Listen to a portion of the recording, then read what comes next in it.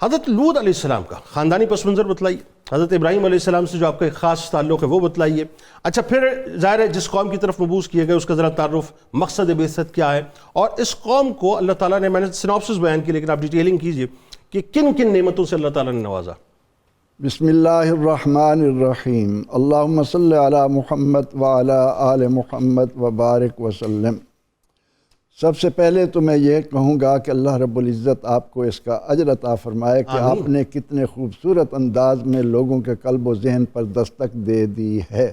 جزاک اللہ، آپ بزرگ ہیں، آپ کی دعائیں میرے لیے بڑی کام کی. بات یہ ہے کہ اگر ہم نیک نیتی کے ساتھ اس بات کا جائزہ لیں تو صفحہ عرضی پر اگر کوئی کامل، محفوظ، جامع کتاب اپنے نزول سے لے کر آج تک موجود ہے اور ہمیشہ رہے گی، وہ قرآن پاک ہے. اور آج تک اس کے کسی ایک حرف کو نہ کوئی حذف کر سکا، نہ کسی میں قیامت تک ہمت ہوگی کہ اس کو ہٹائے.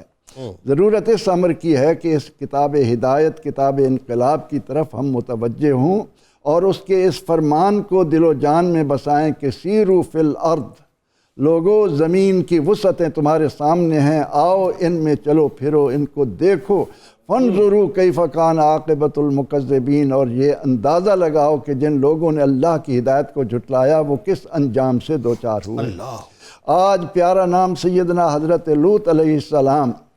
پیارا نام میں نے اس لیے کہا کہ یہ انبیاء کرام علیہ السلام اولاد آدم میں وہ مقدس طبقہ ہے کہ ان میں سے جس کا بھی نام زبان پر آئے حلاوت ایمانی میں اضافہ ہوتا چلا جاتا ہے. جو اللہ کا نبی وہ پیارا ہی ہے نا، اس کا نام بھی پیارا ہے. تو سیدنا حضرت لوط علیہ السلام، جیسے آپ نے بھی اختصار کے ساتھ ذکر کر دیا، سیدنا ابراہیم علیہ السلام کے بھائی حضرت ہاران کے بیٹے ہیں. ٹھیک. اور یہ سلسلہ نسب جو ہے ہاران سے طارق، طارق سے ناہور، ناہور سے ساروس چلتا ہوا 11 واسطوں سے حضرت سام بن نوح تک پہنچتا ہے. ٹھیک. اب سیدنا ابراہیم علیہ السلام جو جد الانبیاء ہیں، سیدنا ابراہیم علیہ السلام جنہیں اللہ نے اپنا خلیل بنایا، سیدنا ابراہیم علیہ السلام جنہوں نے ہمارے آقا علیہ السلام کی آمد کی دعائیں مانگیں، جن کو اللہ تعالیٰ نے یہ اعزاز بخشا کہ آج بھی ہم اللہم صلی علی محمد وعلی آل محمد کما صلیت علی ابراہیم وعلی آل ابراہیم کہہ کر انہیں دلوں میں بسائے ہوئے. اللہ اکبر. سیدنا ابراہیم علیہ السلام نے جس جد و جہد اور جس خلوص کے ساتھ اپنی قوم کو راہ پر لانے کی کوشش کی، تو جب انسان کے دل میں دنیا کی حب اپنا غلبہ پالے تو انسان یہ چاہتا ہے کہ میری خواہشات نفس جو ہیں وہ زیادہ سے زیادہ بر آئیں. ابراہیم علیہ السلام کو حالات سے مجبور ہو کر ہجرت کرنا پڑی. ٹھیک. جب آپ نے ہجرت کی تو آپ کے ساتھ حضرت لوط اور حضرت سارہ بھی تھیں. اچھا. قرآن کریم ان کا ذکر کرتے ہوئے پہلے تو یہ کہتا ہے کہ فآمن لہ لوط.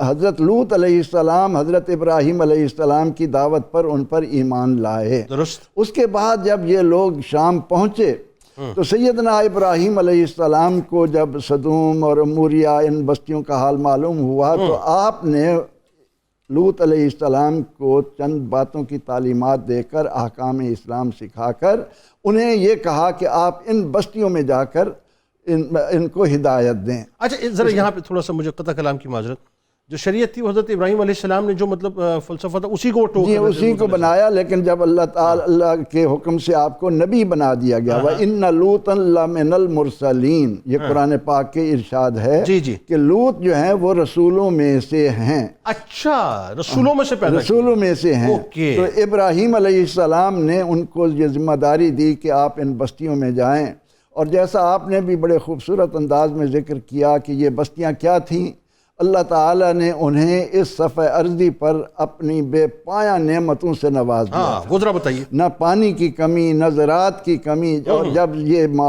حالات آتے ہیں تو وہاں پر پھر بازار اور منڈیاں پر رونق ہوتی چلی جاتی ہیں، شاندار محلات تعمیر ہوتے ہیں، جس طرح کہ آج کی بھی دنیا اسی زمانے کی طرف پلٹ کر سمجھتی ہے کہ ہماری زندگی کی معراج یہ ہے کہ ہماری منڈیاں، ہماری معیشت عروج سے عروج پاتی چلی جائے، اور اس حقیقت کو نہیں دیکھتے کہ جس معیشت کے عروج کے لیے تم دن رات کوشاں ہو اس کی تو آخری حد ہے ہی کوئی نہیں۔